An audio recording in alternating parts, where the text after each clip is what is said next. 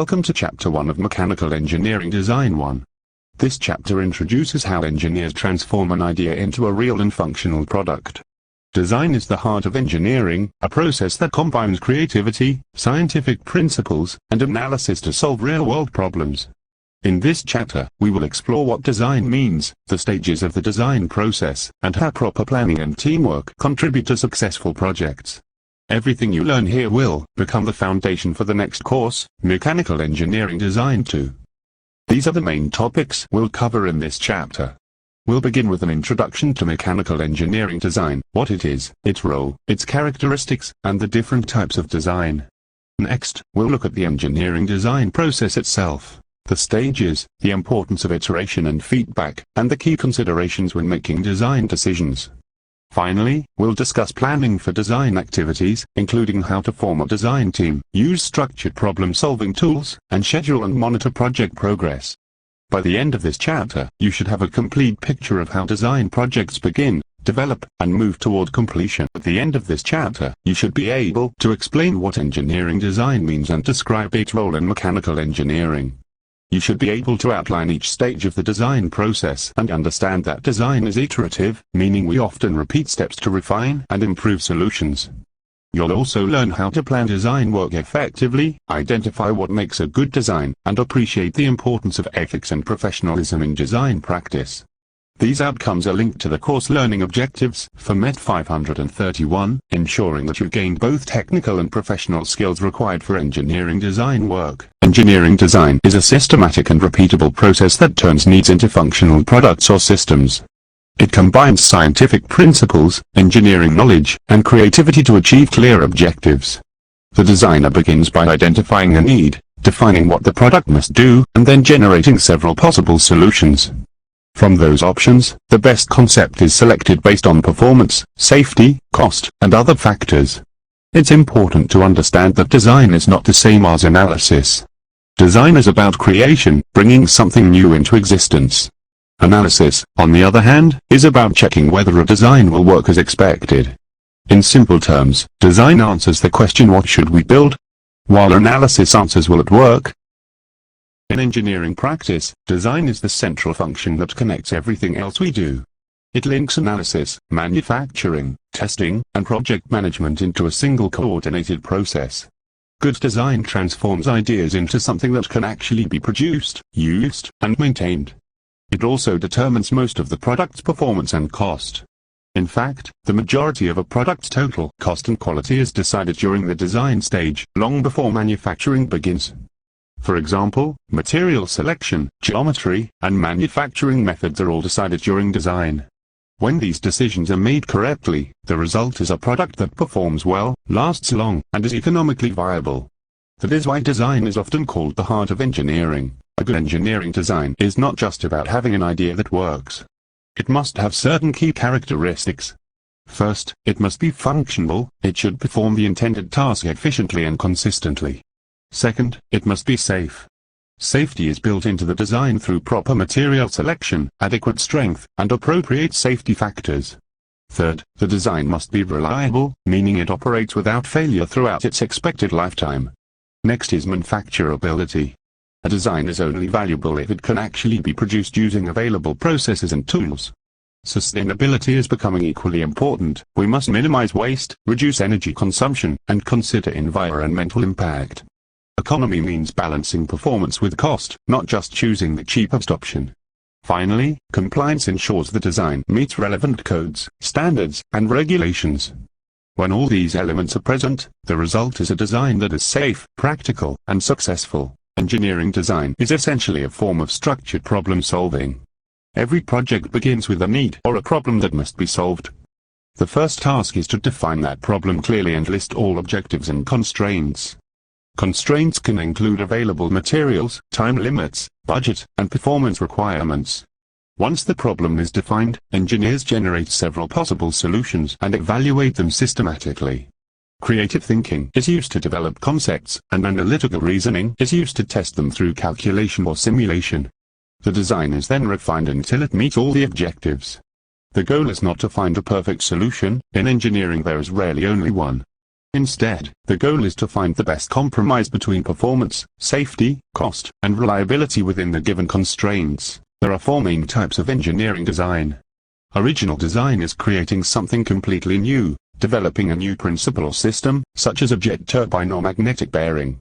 Adaptive design modifies an existing product to perform a different function or work in a new environment, for example, turning a conventional engine into a hybrid system. Redesign focuses on improving current products for better performance, longer life, or lower cost, perhaps reducing weight by using different materials. Selection design is about choosing standard components that meet design requirements such as bearings, seals, or fasteners. Most projects involve a combination of these types. Understanding which type you are working on helps determine the level of innovation. Creativity and innovation are the engines that drive engineering progress. Creativity means generating original and useful ideas. Innovation means taking those ideas and applying them to produce a real, practical solution. Engineers use methods like functional decomposition and the how-how diagram to turn abstract ideas into clear, workable steps. True engineering creativity is not random, it operates within constraints such as cost, safety, material limits, and manufacturing capability. A design may be very innovative but still fail if it cannot be built or maintained. Successful innovation is therefore a balance between novelty and feasibility. Engineers must think imaginatively but also evaluate their ideas using sound technical judgment so that creative concepts become real and useful products. The engineering design process is the structured framework that engineers use to convert an identified need into a finished product. It is systematic, meaning each step follows a logical order, and iterative, meaning we often revisit earlier stages as new information becomes available. Design work involves three main activities: synthesis, analysis, and decision-making. Synthesis is the creative part where ideas are generated. Analysis is the scientific evaluation of those ideas to test if they meet the technical requirements. Decision-making is the selection of the most suitable solution based on performance, cost, and practicality. This process is continuous and cyclic. After testing or feedback, engineers refine and improve the design. Through this cycle, ideas evolve from basic concepts into optimized, manufacturable products that satisfy user needs. The engineering design process can be divided into several major steps. The first step is problem identification and definition. This is where we clearly define what needs to be solved and what the design must accomplish. Without a clear problem statement, the project will lack direction. The second step is information gathering. Engineers collect data, standards, previous designs, and technical knowledge to make informed decisions. Next comes concept generation. This stage encourages creativity. We produce as many different ideas as possible, without worrying yet about feasibility. The fourth step is concept selection, where each idea is carefully evaluated and compared based on factors such as function, cost, safety, and manufacturability. The aim is to find the design concept that best satisfies all requirements and constraints before moving into more detailed work. Design is rarely a straight, one-way process. Instead, it is iterative. We move back and forth between stages to make improvements as new information appears. For example, after testing a prototype, we might discover that a component is too weak or too expensive. That feedback takes us back to the earlier design stages to change materials or geometry. This cycle of testing, feedback, and refinement ensures that every version of the design is better than the last. Iteration is a sign of maturity in design work because it shows that decisions are being verified and improved rather than assumed to be perfect from the start. The process continues until the design meets all technical, safety, and cost requirements. When creating any mechanical design, we must consider many different factors that affect the final result. Function and performance come first. The design must do the job it was created for. Strength and stiffness ensure that parts can handle the applied loads without breaking or bending excessively. Reliability and safety mean that the design performs consistently and protects users from danger. Cost and manufacturability determine whether the product can be made efficiently and economically. Maintainability ensures that the design can be easily serviced or repaired, while ergonomics focuses on making it comfortable and safe for human use. Aesthetics affects how the product looks and how users perceive quality. Environmental impact addresses sustainability and resource conservation. Finally, every design must comply with ethical responsibilities and legal standards. A good engineer considers all these factors simultaneously, not just one or two. In this section, we move from design theory to design management, where planning keeps the design process controlled and efficient.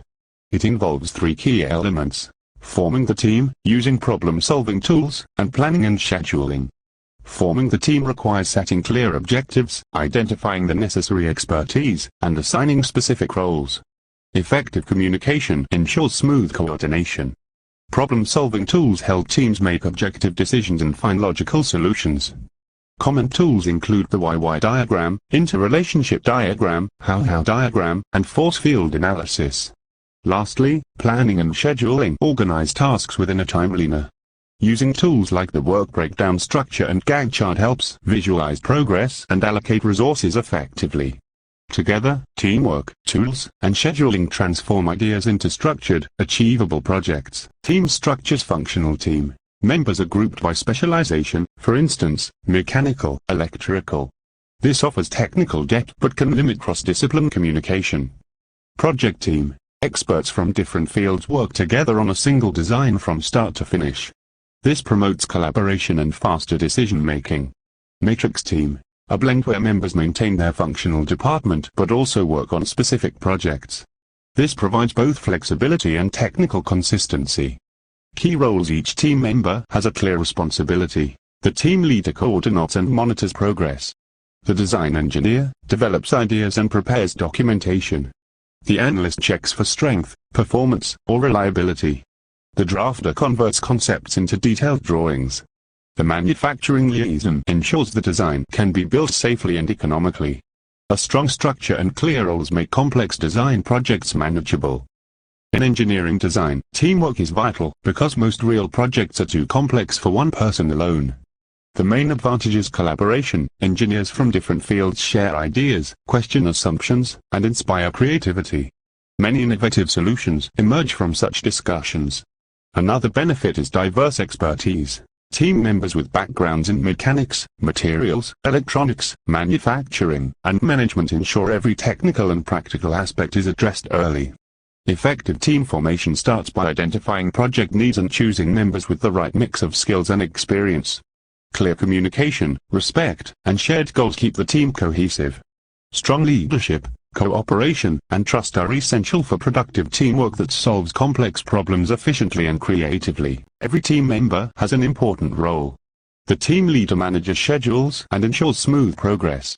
The design engineer creates and refines the product concept. The analyst checks whether the design will perform safely and efficiently. The drafter converts ideas into accurate technical drawings and models. Finally, the manufacturing liaison ensures that the design can actually be produced within available resources.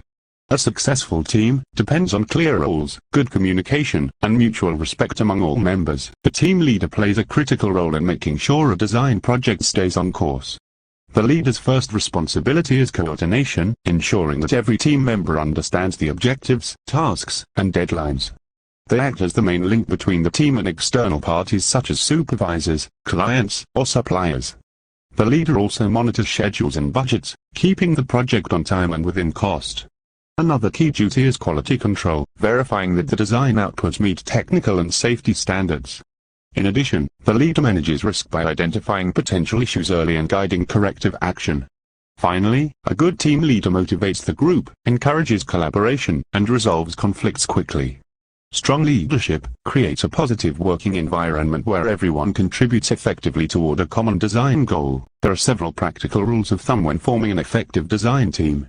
Keep teams relatively small, usually 5 to 8 people, so that communication remains efficient.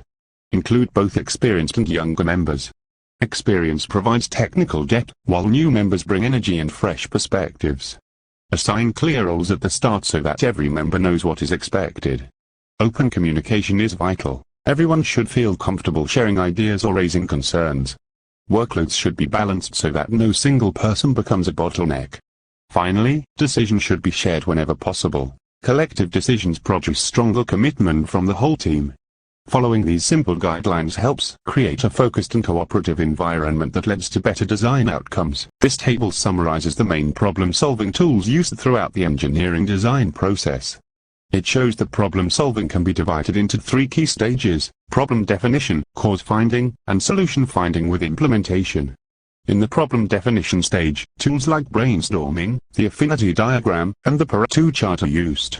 Brainstorming helps generate many ideas, while the affinity diagram organizes those ideas into categories. The Pareto chart helps identify which problems or factors contribute most to the issue, often following the 80-20 rule, where 80% of problems come from 20% of causes. Next comes cause finding. This stage involves collecting and analyzing data to understand why that problem occurs. We use interviews, focus groups, and surveys to gather data. Tools such as check sheets, histograms, and flowcharts help visualize and interpret that data. To search for root causes, engineers apply diagrams such as the cause and effect diagram, the why diagram, and the interrelationship digraph. These tools help narrow down the factors that truly drive the problem rather than just its symptoms. Finally, we reach solution finding and implementation. At this stage, tools like brainstorming and the how diagram are used again to generate practical solutions. Concept selection methods, like the decision matrix, can then help choose the most effective idea. Once the solution is decided, implementation tools such as force field analysis and written action plans are applied to make the design changes successful. This structured approach ensures that design decisions are based on evidence, logic, and teamwork, moving systematically from problem identification to tested solutions. A flowchart is a visual representation of a process or system that shows the logical sequence of steps from start to finish. It helps engineers and designers understand, analyze, and communicate how a process works by using standardized symbols and connecting arrows. To create a flowchart, we first define the process or system we want to represent. Each step in the process is shown as a shape, usually a rectangle for an action, a diamond for a decision, and arrows to indicate the flow of direction. The shapes are connected in order, showing how one step leads to the next. In the example shown here, the flowchart describes the reflow soldering process. It begins with the input circuit board, then moves to screen printing of solder paste, placing components on the board, and checking if they are positioned correctly. If not, the process returns to reposition the components. If yes, the board is placed in the reflow oven. The steps continue: preheating, melting, cooling, and finally inspection. If the board passes inspection, it is shipped. If it fails, it is sent to e-work. By following the flow chart, anyone can clearly see how each stage connects and where problems may occur. Flowcharts are widely used in engineering design, manufacturing, and quality control to document and improve workflows.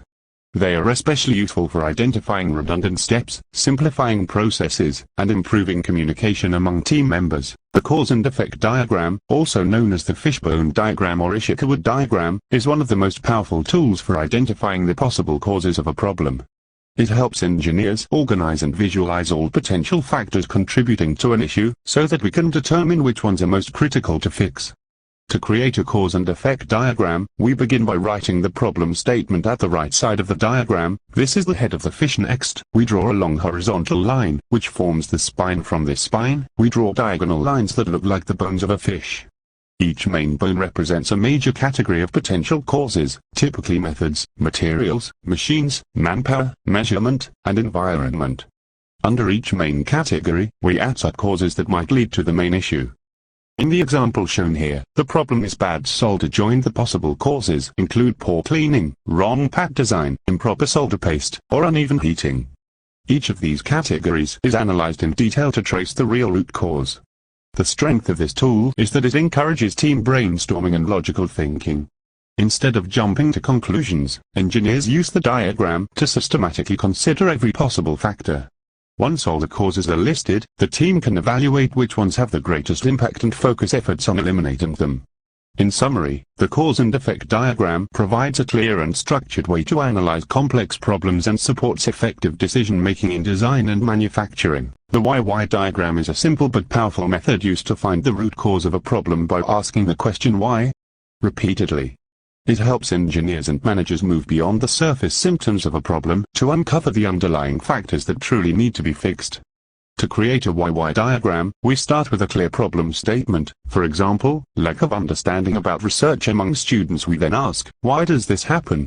Each answer is written as a branch of the diagram. For instance, it might be because faculty do not communicate enough about research, or because there are no specific courses on research for students. For each answer, we ask why, again to find a deeper reason. This process continues, often 5 levels deep, until we reach the fundamental cause.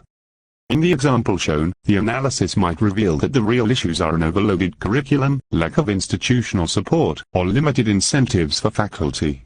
Once we know the true root cause, we can plan corrective actions that prevent the problem from recurring. In engineering design, the why diagram is valuable for investigating failures, performance issues, or process inefficiencies. It provides a structured way to think critically and ensures that we solve the cause, not just the symptom. The interrelationship diagram is a tool used to analyze complex relationships and interactions among several factors in a problem. It helps engineers visualize which issues are influencing others and which ones are being influenced. This makes it easier to identify the root cause among many interconnected variables. To create an interrelationship diagram, we first list all possible factors related to the problem, for example, poor design, improper cleaning, expired solder paste, or maintenance issues. Next, we draw arrows between these factors to represent cause and effect relationships. An arrow points from the cause to the effect. Once all connections are drawn, we count how many arrows go into and out of each factor. A factor with many arrows going out is likely a major cause that affects several others. A factor with many arrows coming in is usually an effect or symptom of other causes. In the example shown, the incorrect selection of solder paste acts as the root cause, because it influences multiple other issues. By mapping these relationships, engineers can focus their efforts on solving the true source of the problem rather than only treating the symptoms. The interrelationship diagram is especially helpful when dealing with complex design or manufacturing systems where many variables are linked together. The how diagram is a problem-solving tool that helps engineers identify the detailed steps needed to achieve a specific goal.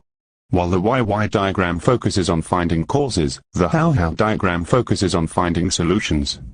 It answers the question, how can we achieve this? By breaking a complex goal into smaller, practical actions. To create a how diagram, we start with a clear goal or objective, for example, avoiding correct selection of solder paste. We then ask the first question, how can we do that? Each answer becomes a branch in the diagram, such as checking shelf life, ensuring flux activation and melt range compatibility, or matching the flux with cleaning equipment. From each of these, we continue asking how, again to uncover the next level of detail, for instance, using manufacturers' data sheets or determining the expected rate of usage. By continuing this step-by-step breakdown, we eventually build a structured flowchart showing exactly what actions are required. The how diagram helps teams convert broad objectives into concrete design tasks and ensures that nothing important is overlooked. It is especially useful during planning and development stages when translating goals into engineering actions. The force field diagram is a useful visual tool for analyzing any situation where a change or decision is being considered. It helps us identify two opposing sets of forces, the driving forces that support change, and the restraining forces that resist it. By comparing these two, we can understand what factors are helping us move toward our goal and what factors are holding us back. To create a force field diagram, we first define the goal or decision we want to study. Next, we draw a horizontal line to represent the current situation or status quo. On the left side, we list all the driving forces, which can include motivations, opportunities, or external pressures that encourage change. On the right side, we list the restraining forces, such as costs, risks, or organizational resistance that slow or prevent progress. Each force can be assigned a score or weight based on its strength or influence. Once this is done, we analyze the balance of these forces. If the driving forces are stronger, the change is more likely to succeed. If the restraining forces dominate, the change will be difficult or may fail. In design projects, this tool is especially useful for evaluating new ideas or proposals before implementation. For example, when considering a change in manufacturing processes, the driving forces might be improved efficiency and lower cost, while the restraining forces could be equipment limitations or staff resistance. By identifying and managing these forces, engineers can make more informed and balanced design decisions. In design work, engineers rely on structured problem-solving tools to help identify causes, relationships, and solutions systematically. The first tool is brainstorming.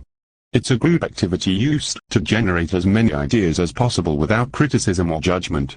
The focus here is on quantity first, because even unrealistic ideas can lead to new directions later. Next, we have the why diagram, which helps trace the root cause of a problem. By repeatedly asking why, we move from symptoms to the underlying reason, for example, why a machine vibrates excessively or why a component fails. The cause and effect diagram, also known as the fishbone diagram, organizes potential causes into categories such as materials, methods, machines, and manpower. It is useful for quality and performance troubleshooting. The interrelationship diagram maps how different factors influence each other. It's valuable when dealing with complex design situations involving cost, reliability, and material selection, helping engineers see which issues are causes and which are effects. The how diagram takes the opposite approach. Instead of asking why something happens, it asks how something can be achieved. It breaks down a main goal into smaller, actionable steps that lead to practical design solutions.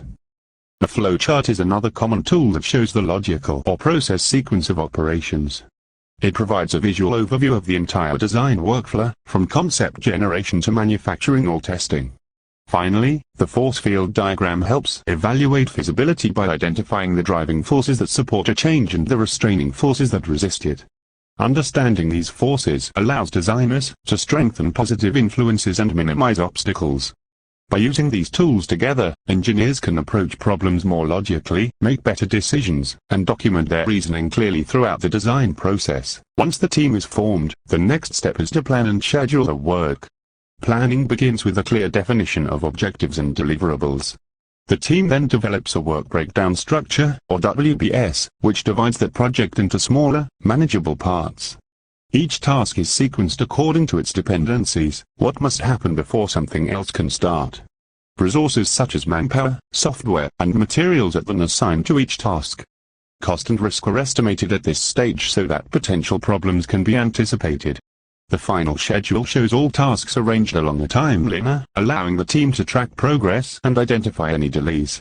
Effective planning and scheduling provide visibility and control over the entire project, helping the team deliver quality work on time and within budget. The work breakdown structure, or WBS, is one of the most useful tools in project planning. It divides a large design project into smaller, clearly defined segments that can be assigned, tracked, and measured. The main purpose of a WBS is to ensure everyone understands the full scope of work. Each level of the structure shows more detail, from the total project at the top to specific deliverables at the bottom. The focus is on outcomes rather than actions. For example, a deliverable might be a completed CAD model or a finished prototype. Listing outcomes instead of actions makes progress easier to measure and predict. By breaking work into manageable parts, the WBS improves estimation accuracy, clarifies responsibility, and helps the team monitor overall progress. A Gantt chart is one of the most widely used tools in project management and engineering design planning. It provides a visual timeline that shows how project activities are scheduled and how they overlap in time. Each activity is represented by a horizontal bar, and the length of that bar corresponds to the duration of the task. The horizontal axis represents time, often divided into days, weeks, or months, while the vertical axis lists all the project tasks. By reading the chart, we can immediately see which activities are happening concurrently, which are sequential, and how long the overall project will take. In the example shown here, the Gantt chart represents the schedule for prototype testing of a heat exchanger. Each row on the chart shows one activity, for instance, removing the previous heat exchanger, installing new tools, performing leak tests, and setting up instrumentation. The top row labeled week number shows the project timeline from week 1 to week 20. Each horizontal bar shows when a specific task starts and ends. For example, the activity install constant supports and tools begins around week 2 and continues until week 5. The next task, leak test, starts once installation is nearly complete. Notice that some tasks, such as insulate and calibrate thermocouples, overlap with others. This overlap indicates that multiple teams can work in parallel to save time. Creating a Gantt chart begins with identifying all project tasks. Start by writing a list of everything that needs to be done, such as design analysis, procurement, fabrication, assembly, and testing. Next, determine how long each task will take, for example, 5 days, 2 weeks, or 1 month. Then, identify dependencies, which tasks must finish before others can begin. For instance, you cannot perform a leak test before installation is complete. After this, use either spreadsheet software like Microsoft Excel, project management tools such as Microsoft Project, or online tools like Trello or Gantt Project to draw the timeline. Once all tasks and durations are entered, assign start and end dates for each task and display them as bars across the timeline. Use color or shading to indicate progress or team responsibility if necessary. Finally, review the chart to check if the schedule is realistic. Make sure there are no impossible overlaps or missing dependencies. The Gantt chart is extremely useful for monitoring progress during the project. At any time, you can update the chart to show which tasks are completed, in progress, or delayed. This allows the project leader to control time and resources effectively, ensuring that deadlines are met and bottlenecks are quickly identified. In summary, the Gantt chart helps engineers visualize the entire project plan in one simple view. It improves communication within the team, clarifies task priorities, and ensures everyone understands their responsibilities and deadlines. For complex projects like mechanical design, testing, or fabrication, the Gantt chart is an essential tool for both planning and tracking work progress. This concludes Chapter 1, Introduction to Mechanical Engineering Design. We have learned that design is the core activity of engineering, combining creativity, analysis, and structured thinking. We discussed the design process, from defining problems to evaluating and improving solutions, and we examined how teamwork, problem-solving tools, and planning methods ensure that a project stays organized and successful. As you move forward, remember that design is an iterative journey. Each improvement you make adds value to the final product. In the next chapter, we will apply these principles more deeply when we explore how to define customer needs and develop product design specifications. Thank you for following this lesson carefully. The references for this chapter are taken mainly from Engineering Design by George Dieter and Linda Schmidt, 5th edition, published by McGraw-Hill International. Students are encouraged to read chapters 1 to 3 of Dieter and Schmidt in full to strengthen their understanding of the principles we discussed today.